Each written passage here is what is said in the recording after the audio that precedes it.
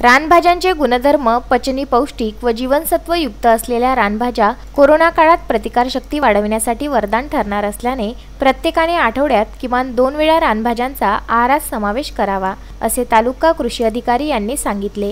रानभाज्यांकडे आपण नेहमी दुर्लक्ष करतो। अनेकांना रानभाज्या कशा ओळखाव्यात याची माहिती नसते। काहींना त्यांचे औषधीयुक्त गुणधर्म माहीत नसतात। मात्र रानभाजी महोत्सव भरवून तेल्हारा येथे रानभाज्या पाहण्याची संधीच नव्हे तर त्यांच्या औषधीयुक्त गुणधर्माची माहिती देण्यात आली।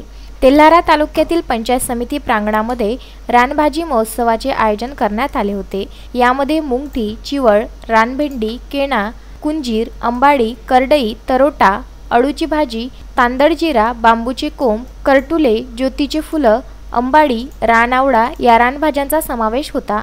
तेल्हारा येथील तालुका कृषी अधिकारी वानकडे यांनी पौष्टिक व जीवनसत्व युक्त असलेल्या रानभाज्या कोरोना काळात प्रतिकारशक्ती वाढविण्यासाठी वरदान ठरणार असल्याने प्रत्येकाने आठवड्यात किमान 2 वेळा रानभाज्यांचा आहारात समावेश करावा। आरोग्याच्या दृष्टीने रानभाज्यांना आहारात महत्त्व आहे। आठवड्यातील 1 दिवस शहरात रानभाज्यांचा बाजार भरविण्याची सूचना कृषी विभागाला करतो, असे त्यांनी सांगितले। ज्या काही रानभाज्या त्यांना मिळतात त्यांचा त्यांच्या जेवणामध्ये रोजच्या जेवणामध्ये समावेश आहे आणि म्हणूनच त्यांची रोगप्रतिकारक शक्ती ही बाकींच्यापेक्षा जास्त आहे।